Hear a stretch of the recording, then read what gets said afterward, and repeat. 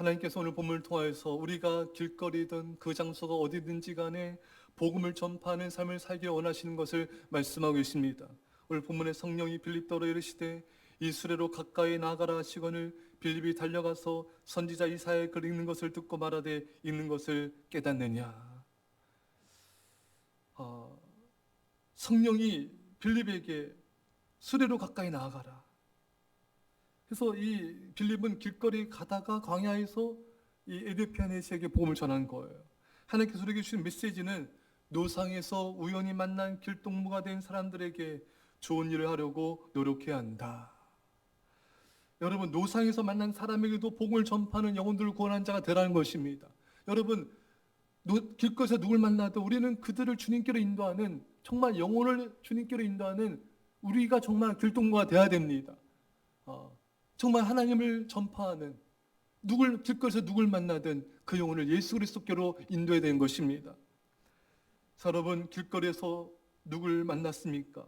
그 사람이 예수님을 전하며 진정한 길동무가 되어 주십시오.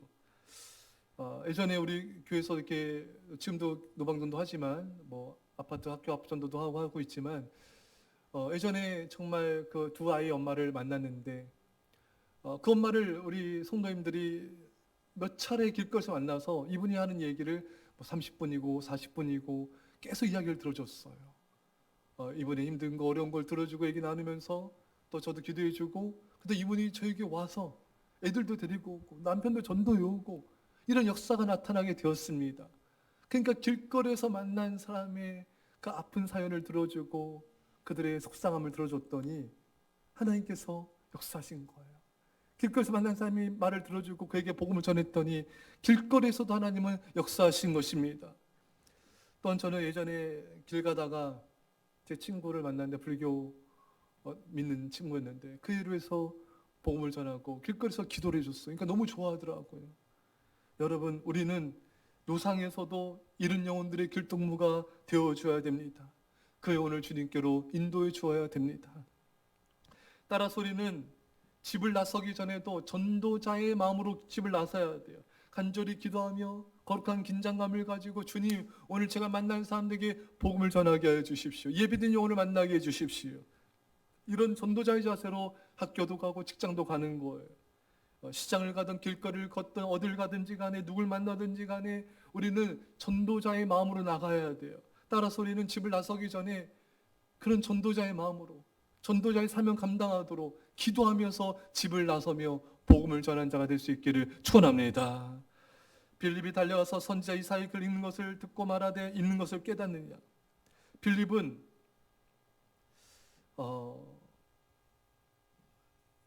그 에디오피아 내시에게 그 깨닫느냐 이거예요. 그러니까 에디오피아 내시는 그 광야길을 가면서도 소리내어서 성경을 읽고 있었던 거예요. 함께 수행하는 사람들이 자신이 읽는 성경 말씀을 안 들을 수가 없겠죠. 권세 있는 자니까. 그걸 다 듣게 된 거예요. 자, 이것이 참 얼마나 은혜로운 순간입니까? 에디오피아 내시도 그것이 의도했든 안 했든 간에 길에서도 그는 주변 사람들에게 성경을 읽음을 통해서 그들에게 이 복음을 전하는 은혜의 통로가 되고 있었던 것입니다. 제가 이렇게 지하철에서 경건하게 성경 읽는 모습, 아주 은혜로운 모습을 무로 성경 읽는 모습을 보는 그런 분들을 보면은 참 감동이 돼요. 그런 생각하게 돼요. 저렇게 은혜롭게 믿음으로 성경 읽는 모습이 주변 사람들에게도 은혜가 되겠구나. 선한 영향력이 되겠구나. 어느 할머니는 병상에 누워 있었지만 내가 누워서 주님에서 뭘 할 수 있을까 기도하는 가운데 한 지혜를 주신 거예요. 청년 알바생을 구해서 성경 통독하는 걸 알바를 이제 알바생 모집한 거예요. 이 알바생이 예수 안 믿는 사람인데 할머니 위해서 성경 읽다가 하나님을 만나게 된 거예요. 이 영혼이 깨지고 회개하게 된 거예요. 여러분, 우리는요, 어떤 자리에 어떤 모양이 있든지 간에 예수님을 전파할 수가 있습니다. 길거리든 버스 안이든 지하철이든 또 우리가 심지어 아파서 병상에 있든 그곳에서도, 그런 상태에서도 우리 예수 그리스도를 전파할 수가 있는 것입니다. 에디오피아는 내시는 권세 있는 자였습니다. 여러분, 에디오피아 내시는 자신에게 있는 힘을 가지고 그것을 영향력을 끼쳤어요. 왜? 앞에서도 봤듯이 에디오피아 내시는 권세 있는 자였기 때문에 그가 소리내서 성경 있는 걸 누가 뭐라 하겠어요. 다 들어야 돼요. 만약에 뭐 위치도 없고 힘도 없는 사람이 성경을 읽었으면 아마 주변 사람들로부터 제지를 당했을 것입니다. 하지만 힘이 있기 때문에 가능했던 것이죠. 여러분, 우리는 섬기기 위해 정상에 오를 필요도 있어요. 우리가 가진 힘과 능력과 권세를 가지고 우리 주변 사람들을 믿음으로 이끄는 거예요. 그게 선한 영향력을 끼치는 것입니다. 여러분, 기독교 크리스천 기업이 있어요. 일주일에 한 번씩 예배 드리는 기업도 있습니다. CEO가 신실한 크리스천인 것이죠. 그 예배를 통하여 또 많은 사람들이 예수님을 믿게 되고 구원을 받게 되고, 얼마나 이것이 올바른 힘의 사용입니까? 그런 힘 있는 자, 그런 영향력 끼친 자가 되면 얼마나 좋겠습니까? 여러분, 여러 가지 우리가 가진 힘과 지위와 배경, 모든 수단과 방법을 동원해서 영혼들을 섬기며 복음을 전파하며 하나님과 드러낼 수 있기를 축원합니다. 자, 이 에디오피아 씨에게 빌립이 깨닫느냐? 빌립이 묻자 에디오피아 씨는 알려준 적 없는데 어떻게 깨닫겠느냐? 이 빌립은 이제 그 말씀을 알려주고 깨닫게 해줍니다. 그리고 에디오피아 씨는 즉각적으로 이제 예수 그리스도를 받아들이게 되고 세례를 받게 되는 것입니다. 참 이걸 보면서 이렇게 짧은 시간에도 성령님 역사하면 놀라운 역사가 일어난다. 교회를 오래 다녀도 이 변화되지 않는 사람이 있는 반면에 또 이렇게 짧은 시간에도 예수님의 말씀을 듣고 깨닫고 회개하고 믿고 세례받는 이런 역사가 일어나는 거예요. 이런 역사가 여러분들과 저를 통해 나타나기를 축원합니다. 자, 그런 다음에 이제 다시 성령님은 빌립을 또 이끌어 가십니다. 참 이 빌립을 보면서 참 감동을 받는 게 오직 성령이에요. 오직 성령 인도를 따라 사마리아에서 또 이 광야에서 또 가이사라로 계속해서 인도함을 받아갑니다. 빌립은 어떤 세상적인 욕심과 자신의 야망을 따라 살아가지 않아요. 오직 빌립의 야망은 예수 그리스도였습니다. 제가 예전에 책을 읽었는데 이 책에 이런 내용이 나와요. 마다가스카르라는 아프리카 지역은 선교하기 너무 어려운 지역이었는데 1648년 빈센턴의 수도사들이 파견됐는데 2명의 선교사가 파견된 지 몇 달 만에 순교했습니다. 또 몇 년 후에 두 번째 도착한 3명의 선교사들도 순교하셨고 세 번째 일에 가서나 또 순교했습니다. 정말 이름도 빛도 없이 순종한 많은 그런 선교사님들이 있습니다.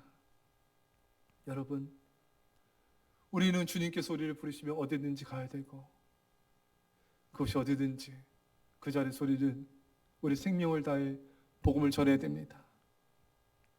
언더우드 선교사님이 우리나라에 왔을 때 선교 초기에 이런 하나님을 향한 또 이 조선 땅을 바라보면서 이런 글을 하나님 앞에 올린 걸 보게 되었습니다. 되지 않는 조선의 마음, 주여 지금 아무것도 보이지 않습니다. 주님의 마르고 가난한 땅, 나무 한 그루 시원하게 자라오르지 못하고 있는 땅에 저희들 옮겨와 있습니다. 그 넓고 넓은 태평양을 어떻게 건너왔는지 그 사실이 기적입니다. 주께서 붙잡아 뚝 떨어뜨려 놓으신 듯한 이곳, 지금 아무것도 보이지 않습니다. 보이는 것은 고집스럽게 얼룩진 어둠뿐입니다. 어둠과 가난과 인습에 묶여있는 조선 사람뿐입니다. 그들은 왜 묶여있는지도 고통이라는 것도 모르고 있습니다. 고통인 줄 모르는 자에게 고통을 벗겨주겠다고 하면 의심부터 하고 화부터 냅니다. 조선 남자들의 속성임이 보이지 않습니다. 이 나라 조정의 내신도 보이지 않습니다. 가마를 타고 다니는 여자들 영영 볼 게 없으면 어쩌나 합니다. 조선의 마음이 보이지 않습니다. 그리고 저희가 해야 할 일이 보이지 않습니다. 그러나 주님 순종하겠습니다. 겸손하게 순종할 때 주께서 일을 시작하시고 그 하시는 일을 우리들의 영적인 눈으로 볼 수 있는 날이 있을 줄 믿나이다. 믿음은 바란 것들 실상에 보지 못한 것들 증거니 라고 하신 말씀을 따라 조선의 믿음의 앞날을 볼 수 있게 될 것을 믿습니다. 지금은 우리가 황무지 위에 맨손으로 서 있는 것 같사오나 지금은 우리가 서양 계신 양귀자라고 손가락질을 받고 있사오나 저희들이 우리 영혼과 하나인 것을 깨닫고 하늘나라의 한 백성 한 자녀임을 알고 눈물로 기뻐할 날이 있음을 믿나이다. 지금은 예배드릴 예배당도 없고 학교도 없고 그저 경계와 의심과 멸시와 천대함이 가득한 곳이지만 이것이 못지않아 은총의 땅이 되라는 것을 믿습니다. 주여 오직 제 믿음을 붙잡아 주소서. 어느덧 성유사님의 기도는 응답이 되었습니다. 우리도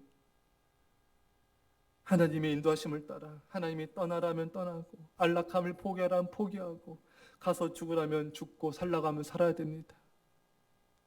아무도 없는 곳에 이름도 빛도 없이 희생하며 살라가면 그렇게 살아야 됩니다.